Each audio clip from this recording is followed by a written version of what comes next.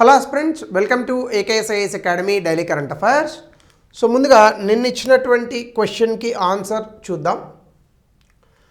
So answer వచ్చేసి దీనికి with reference to prohibition of benami transactions act 1988 benami transactions act అంటే ఒక వ్యక్తికి బినామీ ఆస్తులు అంటూ ఉండకూడదు. A property transaction is not treated as a benami transaction if the owner is not aware of the transaction. ప్రతి owner నాకు తెలియకుండా జరిగిందనే చెప్తాడు. ఎవడన్నా వచ్చి నాకు తెలిసే ఇది జరిగింది, ఇది బినామీగా అని చెప్తాడా? చెప్పడు కదా. సో ఇది తప్పు, రైట్. సో వన్ తప్పు కాబట్టి ఇంక రెండు ఆప్షన్స్ మిగిలాయి. అలాగనే the act provides for 3 authorities for investigation but does not provide for any appellate mechanism. Appeal ఉంటుంది. సో ఇది కూడా తప్పు. సో కాబట్టి answer 2 only. Properties held benami are liable for confiscation. అంటే బినామీ ఆస్తులుగా తేలితే ఆ వ్యక్తులను అరెస్టు చేయవచ్చు. ఆ ఆస్తులను కూడా మనం ప్రభుత్వం వాటిని కాన్ఫిస్కేట్ అంటే స్వాధీనం చేసుకోవచ్చు. So before we go to the session a small announcement. If you are looking for UPSC admissions, అట్లాగనే group 1 and group 2 both AP and Telangana. So దయచేసి కమెంట్ సెక్షన్లో కింద నెంబర్ ఉంటుంది మనకి, ఆ నెంబర్కి మీరు కాల్ చేయండి. Any information they will give you the details. ఆ నెంబర్ ఏదో స్విచ్ ఆఫ్ వచ్చిందని నేను ఒకళ్ళిద్దరు మెసేజ్ పెట్టారు. That's might be technical error. మీరు మళ్ళీ ట్రై చేస్తే అది ఉంటుంది. సో ఈరోజు టాపిక్ కనుక మనం చూస్తే ఆల్రెడీ జరుగుతోంది. ఫిబ్రవరి 16వ తారీఖు నుంచి 20వ తారీఖు వరకు AI impact summit, artificial intelligence impact summit అని చెప్పేసి న్యూఢిల్లీలో మొట్టమొదటిసారి భారతదేశంలో ఈ ఏఐకి చెందినటువంటి సమ్మిట్ జరుగుతోంది. ఇన్ఫర్మేషన్ కాస్త ఎక్కువ ఉంది కాబట్టి మనం డైరెక్ట్గా టాపిక్లోకి వెళ్ళిపోదాం.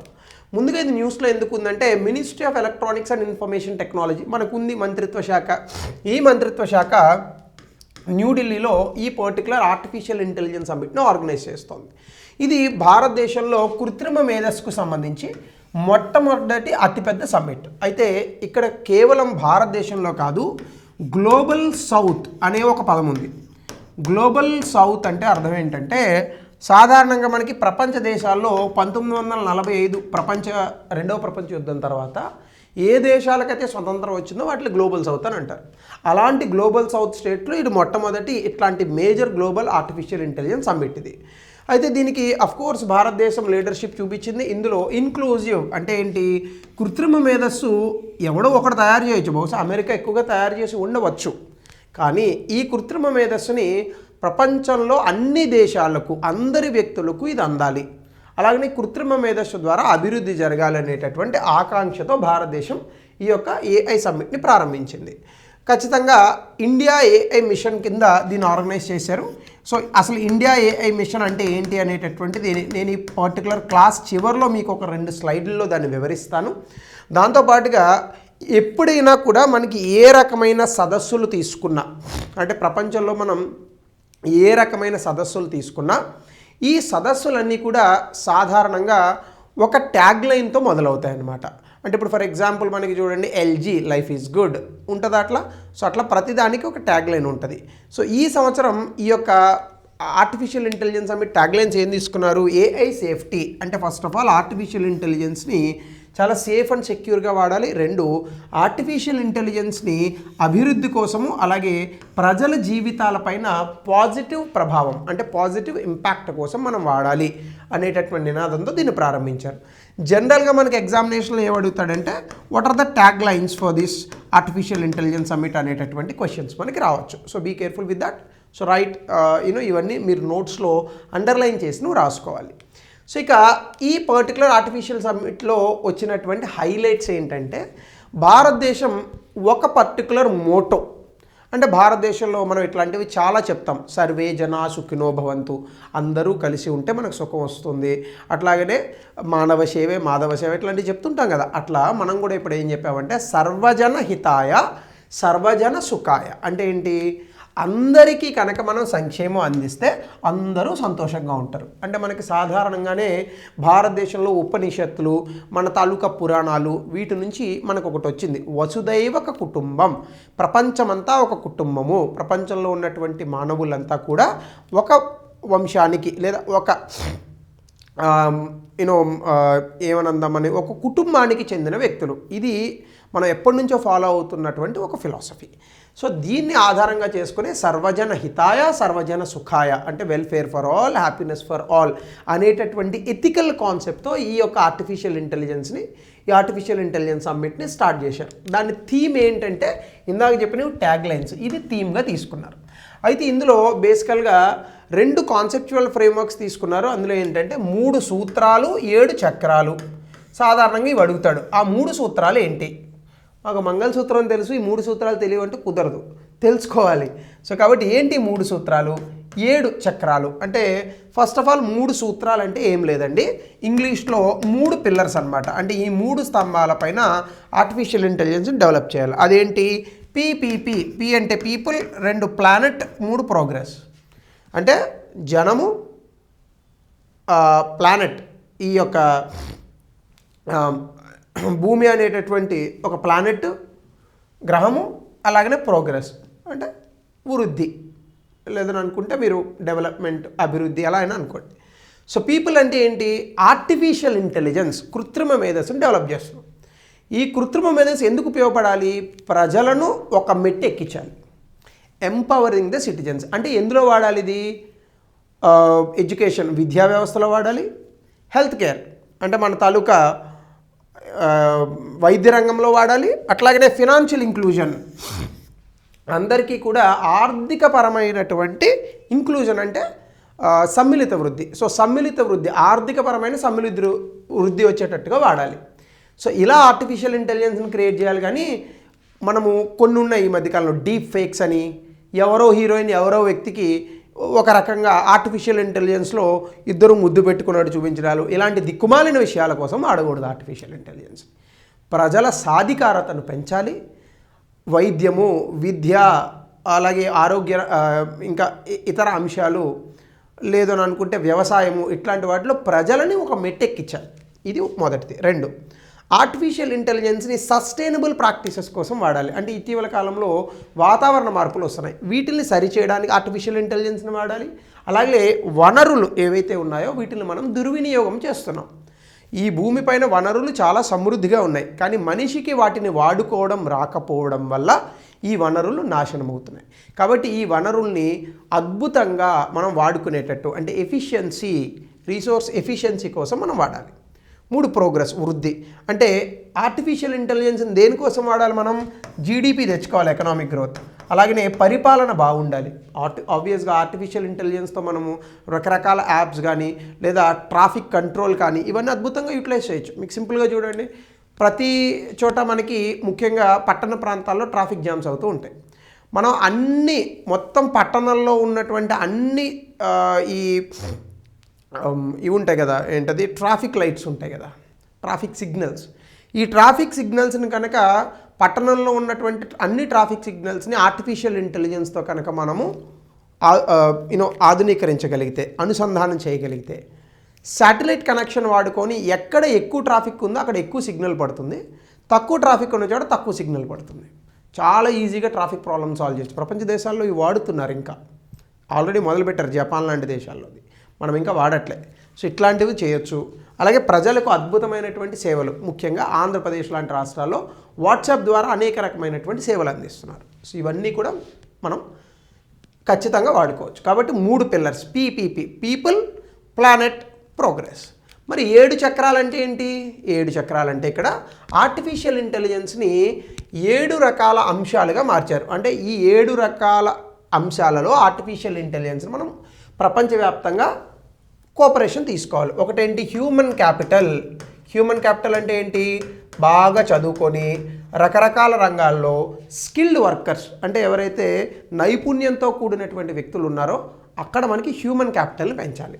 2, resilience, innovation and efficiency. Resilience అంటే చాలా బలోపేతమైనటువంటి కొత్త ఆవిష్కరణలతో మంచిగా అంటే అద్భుతంగా పనితీరును కనపరిచేటటువంటి వ్యక్తులు అనుకోండి, సాఫ్ట్వేర్లు అనుకోండి, anything. Resilience, innovation and efficiency. 3వది ఏంటి? Democratising AI resources. డెమోక్రటైజింగ్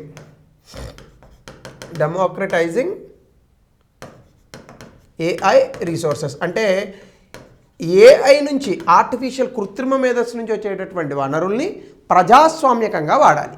అలాగనే 4వది AI for economic development and social good. Economic development and social good అంటే కృత్రిమ మేధస్సుని ఆర్థిక అభివృద్ధి, సామాజిక మంచి విషయాల కోసం, సమాజంలో మంచి విషయాల కోసం వాడాలి. అలాగనే సైన్స్లో ఎలా అయినా వాడచ్చు, శాస్త్ర సాంకేతిక సంబంధ విషయాలు. అలాగే సేఫ్ అండ్ ట్రస్టెడ్, ఏఐని మనము చాలా సేఫ్గా మనము దాన్ని ఖచ్చితంగా ట్రస్టెడ్, నమ్మదగిన దానిగా వాడాలి. అలాగే ఇంక్లూజివ్ ఫర్ సోషల్ ఎంపవర్మెంట్ అంటే ఇందాక నేను ఆల్రెడీ చెప్పాను, అందరికీ కూడా సమాజంలో ఒక మెట్టుని ఎక్కించాలి. So inclusion for social empowerment. So ఇలా 7 చక్రాలను తీసుకున్నారు. 7 చక్రాలు అంటే ఆర్టిఫిషియల్ ఇంటెలిజెన్స్కి 7 చక్రాలు కట్టండి. ఈ చక్రాలతో ఆర్టిఫిషియల్ ఇంటెలిజెన్స్ ముందుకెళ్ళాలి. సో ఇవన్నీ ఎగ్జామ్లో అడుగుతాడు. 3 పిల్లర్స్ ఏంటని అడుగుతాడు, 3 సూత్రాలు. మాకు తెలియదు సార్ సూత్రాలు అంటే కుదరదు. అలాగే 7 చక్రాలు. సో ఇది మనం గుర్తుపెట్టుకోవాల్సిన అంశం. అలాగనే కొన్ని ఇన్స్టిట్యూషనల్ ఫ్రేమ్వర్క్స్ ఇండియాలో ఏంటంటే ministry of electronics and technology ఎవరైతే ఉన్నారో ఈ మంత్రిత్వ శాఖ యాంకర్ చేస్తే ఇండియన్ ఏఐ మిషన్ కింద, అలాగే software technology parks of India, digital India initiative, ఈ ఇన్స్టిట్యూషన్స్ అన్నీ కలిపి ఇప్పుడు ఈ ఆర్టిఫిషియల్ ఇంటెలిజెన్స్ సమ్మిట్ని నిర్వహిస్తున్నాయి. అలాగనే పాలసీ డైరెక్షన్ అంటే ఆర్టిఫిషియల్ ఇంటెలిజెన్స్లో ఎలాంటి విధానాలను తీసుకురావాలి, ఎలాంటి ఎకోసిస్టమ్ సపోర్ట్ ఇవ్వాలి, అలాగనే కొత్తగా వచ్చేటటువంటి ఆవిష్కరణలు సృజనాత్మకత అని అంటారు, దానికి కావాల్సినటువంటి ఇన్ఫ్రాస్ట్రక్చర్, డిజిటల్ ఫౌండేషన్స్ ఇవన్నీ ఇన్స్టిట్యూషనల్ ఫ్రేమ్వర్క్లో క్రియేట్ చేస్తారు. అలాగనే ఏఐ అడాప్షన్, ఆర్టిఫిషియల్ ఇంటెలిజెన్స్ని జాతీయ స్థాయిలో మనకి కొన్ని ప్రియారిటీస్ ఉన్నాయి. ఏమున్నాయి ప్రియారిటీస్? జాతీయ స్థాయిలో పేదరికం తగ్గాలి, ఎంప్లాయ్మెంట్ పెరగాలి, క్లైమేట్ చేంజ్ నుంచి కాపాడాలి, ఇంకా మౌలిక సదుపాయాల కల్పన, ఇలాంటివన్నిటికీ కూడా మనం ఆర్టిఫిషియల్ ఇంటెలిజెన్స్ని వాడుతూ పరిపాలన కొనసాగించాలి. సో ఇలా ఇన్స్టిట్యూషనల్ ఫ్రేమ్వర్క్ను కూడా భారతదేశంలో అనుకుంటున్నారు. అలాగనే దీనివల్ల ఎక్స్పెక్టెడ్ అవుట్కమ్స్ ఏంటి అంటే 15 అద్భుతమైనటువంటి కొన్ని సేవలను అందిస్తారట. ముఖ్యంగా ఆర్టిఫిషియల్ ఇంటెలిజెన్స్తో పరిపాలన, సృజనాత్మకత, అలాగనే ఇంక్లూజివ్ గ్రోత్ అంటే జీడిపి అందరికీ అందాలి, దాని తాలూకా బెనిఫిట్స్. అలాగే యుఎస్ ఇటీవల కాలంలో ప్యాక్స్ సిలికా అని ఒక ఇనిషియేటివ్ని తీసుకొచ్చింది.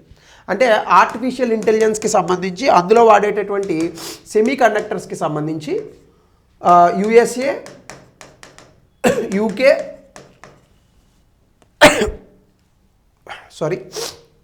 జపాన్ ఇలాంటి కొన్ని దేశాలు కలిసి చైనా మీద అధికంగా ప్రపంచ దేశాలన్నీ ఆధారపడుతున్నాయి సెమీ కండక్టర్స్ కోసం, ఆర్టిఫిషియల్ ఇంటెలిజెన్స్ కోసం. వీటిల్ని దూరం చేసి ఈ యొక్క యుఎస్ఏ, యూకే, జపాన్ సప్లై చైన్ని పెంచుతూ సెమీ కండక్టర్ సప్లై చైన్ని పెంచాలి అనేటటువంటిది ఆలోచన. దీనికి భారతదేశం కూడా మద్దతు పలికింది. ఎందుకు? మనం చైనాకి వ్యతిరేకం కాబట్టి. అలాగనే ఏఐతో ఆర్టిఫిషియల్ ఇంటెలిజెన్స్తో పరిపాలన, ఇందాక చెప్పాను కదా, వాట్సాప్లో ఎలా అయితే ఆంధ్రప్రదేశ్ ప్రభుత్వం తీసుకొచ్చిందో రకరకాల సర్టిఫికెట్స్ అవన్నీ పొందొచ్చు.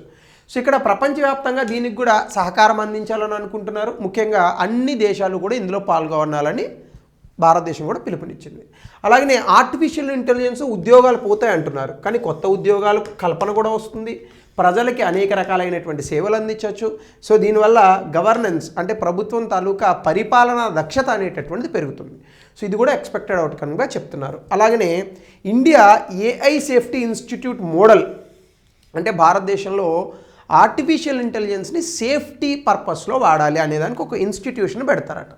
ఇది ప్రపంచవ్యాప్తంగా ఉన్నటువంటి కొలాబరేషన్తో ఒక రీసెర్చ్ని తీసుకొచ్చి research on AI safety and standards అని భారతదేశమే ఒక ఎయిమ్స్ లాంటి ఆర్టిఫిషియల్ ఇంటెలిజెన్స్ ఇన్స్టిట్యూట్ని కూడా, మెడికల్లో ఎయిమ్స్ ఎట్లానో అలాగే ఆర్టిఫిషియల్ ఇంటెలిజెన్స్ ఇన్స్టిట్యూట్ని కూడా తీసుకురావాలని అనుకుంటుంది ఆ కోణంలో. సో అట్లాగనే దీనికి ఎక్స్పెక్టెడ్ అవుట్కమ్స్ కూడా ఇందాక మీకు చెప్పినయే.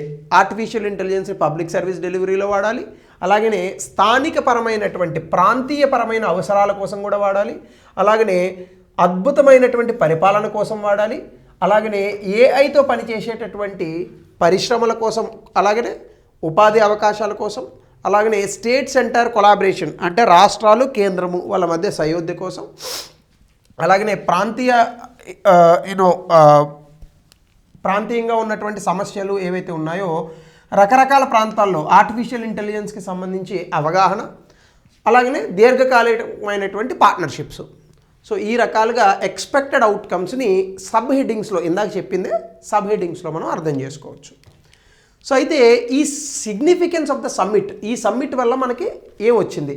ఫస్ట్, గ్లోబల్ సౌత్ తాలూకా గొంతుకగా భారతదేశం నిలిచింది. దీనివల్ల ఏమవుతుందంటే గతంలో కూడా ఆర్టిఫిషియల్ ఇంటెలిజెన్స్కి సంబంధించి కొన్ని సదస్సులు జరిగాయి. కానీ అక్కడ ఎక్కువగా ఏం మాట్లాడాయి? అభివృద్ధి చెందిన దేశాలు ఆర్టిఫిషియల్ ఇంటెలిజెన్స్ని మనం చాలా రెగ్యులేట్ చేయాలి, ఆర్టిఫిషియల్ ఇంటెలిజెన్స్తో చాలా రిస్కులు ఉన్నాయి, ఇవన్నీ మాట్లాడారు.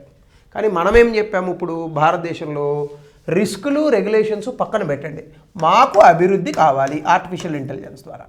ఆర్టిఫిషియల్ ఇంటెలిజెన్స్ని సేఫ్గా మనం వాడాలి అంటే ఇక్కడ మనం ఏం చెప్తున్నాము? అభివృద్ధి చెందిన దేశాలకి కడుపు నిండింది, కానీ అభివృద్ధి చెందుతున్నటువంటి దేశాలకి చాలా సవాళ్ళు ఉన్నాయి. ఇందులో వైద్య రంగంలో ఉన్నాయి, వ్యవసాయ రంగంలో ఉన్నాయి, భాషాపరమైన అంశాల్లో ఉన్నాయి, ఎడ్యుకేషన్ సెక్టార్లో ఉన్నాయి. వీటిని, ఈ సవాళ్ళను పూర్తి చేయడానికి ఆర్టిఫిషియల్ ఇంటెలిజెన్స్ కావాలి అని మనం చెప్పాం. కాబట్టి ప్రపంచ దేశాల్లో చాలా దేశాలు ఇదే కోరుకుంటున్నాయి. అలాగనే డెమోక్రటైజేషన్ ఆఫ్ టెక్నాలజీ, అంటే భారతదేశంలో డిజిటల్ పబ్లిక్ ఇన్ఫ్రాస్ట్రక్చర్ ఉంది, యూపీఐ, ఆధార్, ఇవన్నీ ఆర్టిఫిషియల్ ఇంటెలిజెన్స్కి చాలా అద్భుతమైనటువంటి బ్లూ ప్రింట్స్. కాబట్టి ఆర్టిఫిషియల్ ఇంటెలిజెన్స్, ఏఐ కామన్స్ అంటే ఏంటి? కంప్యూటర్స్ కానీ, డేటా సెట్స్ కానీ, ఇవన్నీ కూడా అభివృద్ధి చెందిన దేశాలకు కూడా టెక్నాలజీని ఇవ్వాలా, అంతేగాని అభివృద్ధి చెందిన దేశాలే వాడకూడదు, చెందుతున్న దేశాలకు కూడా ఇవ్వాలి. దాంతోపాటు ఆర్టిఫిషియల్ ఇంటెలిజెన్స్ సంబంధించి గూగుల్, ఫేస్బుక్ ఇలాంటి కంపెనీలే, ఎలన్ మస్క్ ఇలాంటి కంపెనీలే ఎక్కువగా ఆర్టిఫిషియల్ ఇంటెలిజెన్స్ని పట్టేసుకుంటున్నాయి. సో ఈ మోనోపలైజేషన్ని ఆపాలి. సో ఈ రకంగా మనం ఇది చూడొచ్చు. అలాగనే రెగ్యులేషన్ కాదు, ఇప్పటి నుంచి ఇన్నోవేషన్ గురించి మాట్లాడండి. అంటే ఆర్టిఫిషియల్ ఇంటెలిజెన్స్ని అప్లై చేయండి, ప్రాక్టికల్గా దాన్ని యూజ్ చేయండి, గ్రౌండ్ లెవెల్లో ఆర్టిఫిషియల్ ఇంటెలిజెన్స్ ద్వారా అభివృద్ధిని తీసుకురండి. అలాగనే ప్రపంచంలో హ్యూమన్ డెవలప్మెంట్ ఇండెక్స్ అని ఉంది, అందులో దేశాలు ఇంప్రూవ్ అవ్వడానికి ఆర్టిఫిషియల్ ఇంటెలిజెన్స్ని వాడండి. సో కాబట్టి ఖచ్చితంగా ఇప్పుడు అభివృద్ధి చెందిన దేశాలకు, అభివృద్ధి చెందుతున్నటువంటి దేశాలకు ఒక వారధిలాగా భారతదేశంలో జరిగినటువంటి ఈ ఆర్టిఫిషియల్ ఇంటెలిజెన్స్ ఇంపాక్ట్ సమ్మిట్ నిలవనుంది. సో దీని ద్వారా భారతదేశానికి దౌత్యపరమైనటువంటి సంబంధాల్లో కూడా కాస్త మంచి పట్టు సాధించినటువంటి పరిస్థితి వస్తుంది. అలాగనే ఇండియా ఏఐ మిషన్ అని అనుకున్నాం, ఇది 2024లో క్యాబినెట్ దీన్ని ఓకే చెప్పింది. 10,000 కోట్ల రూపాయల బడ్జెట్ కూడా ఇచ్చారు. అదేంటంటే ప్రపంచవ్యాప్తంగా కృత్రిమ మేధస్సులో భారతదేశాన్ని లీడర్గా చేయడం, అలాగనే భారతదేశంలో ఆర్టిఫిషియల్ ఇంటెలిజెన్స్ని తయారు చేయడం, దీన్ని భారతదేశం కోసం వాడడం. సో దీన్ని ఇండియా ఏఐ అనేటటువంటి సంస్థ మన ఒక ఇండిపెండెంట్ బిజినెస్ డివిజన్గా ప్రభుత్వమే మినిస్ట్రీ ఆఫ్ ఎలక్ట్రానిక్స్ కింద తయారు చేసిందనమాట. వాళ్ళు ఇంప్లిమెంట్ చేస్తారు. ఇందులో 7 పిల్లర్స్ ఉన్నాయి. ఒకటి ఇండియా ఏఐ కంప్యూట్, ఇదేంటంటే హై అండ్ జీపీయూస్. కంప్యూటర్లో సిపియూ ఎలా ఉంటుందో ఏఐ ప్రోగ్రామ్స్ రన్ చేయాలంటే జీపీయూ. సో 38,000 జీపీయూస్ని ఆన్బోర్డ్ చేయాలని సో దీనికి లక్ష్యంగా పెట్టుకున్నారు. అలాగే కాస్ట్ కూడా 40% తగ్గించాలని అనుకున్నారు. అలాగే ఇండియా ఏఐ అప్లికేషన్ డెవలప్మెంట్, అంటే భారతదేశంలో ఉన్నటువంటి సమస్యలు, సవాళ్ళను పూర్తి చేయడానికి లేదా సాల్వ్ చేయడానికి ఈ ఏఐ సొల్యూషన్స్ని తయారు చేయాలని అనుకున్నారు. విద్య, వైద్య రంగము, ఇలాంటి అనేక రంగాల్లో దీన్ని వాడాలని అనుకున్నారు. దీనికి రకరకాల హ్యాకథాన్స్, అప్లికేషన్స్ని కూడా భారతదేశం ఇన్వెస్ట్ చేసింది ప్రభుత్వం. అలాగనే మూడోది, ఇందులో మొత్తం 7 ఉంటాయి. ఏఐ కోష్, అంటే డేటా సెట్స్, ఏఐ మోడల్స్ని నేషనల్ డిపాజిటరీలో పెట్టడం. సో 3,000కు పైగా డేటా సెట్స్, 243 మోడల్స్, 20 సెక్టార్లో మనం తీసుకొచ్చాం. అలాగే ఏఐ ఫౌండేషన్, ఇదేంటంటే భారతదేశంలోనే మల్టీ మోడల్ ఏఐ మోడల్స్ అని ఉన్నాయి. అంటే రకరకాల భాషలతో ఈ యొక్క ఏఐ పనిచేస్తుంది, రైట్. దీనికి సంబంధించి మొన్న బుల్బుల్ సర్వం ఏఐ అని చెప్పాను మీకు, ఒకసారి చూసుకోండి. సర్వం ఏఐ, జ్ఞాని ఏఐ, బుల్బుల్ అని కూడా ఒకటి చెప్పాను, బుల్బుల్ V3 సంథింగ్.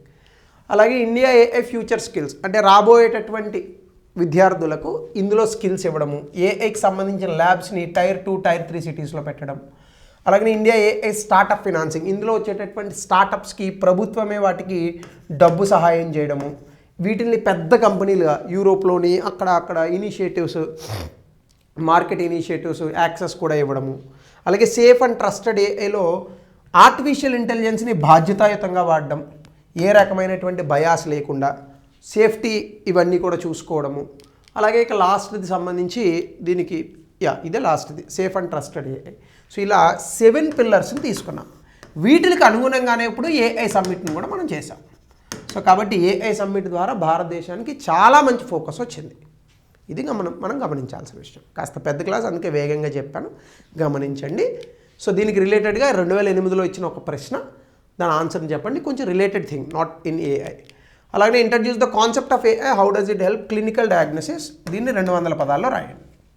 ఖచ్చితంగా సైన్స్ అండ్ టెక్నాలజీలో చాలా అద్భుతంగా టెక్నాలజీలో ఈ క్వశ్చన్స్ అడుగుతాడు. మొత్తం ఏఐ అయిపోయింది, ఇప్పుడు ఈజీ ఎగ్జామ్ కూడా క్రాక్ చేయడం with the help of AI. So కాబట్టి ఇది ఈరోజు సెషన్. మరో కొత్త టాపిక్తో మనం రేపు కలుద్దాం. Thank you.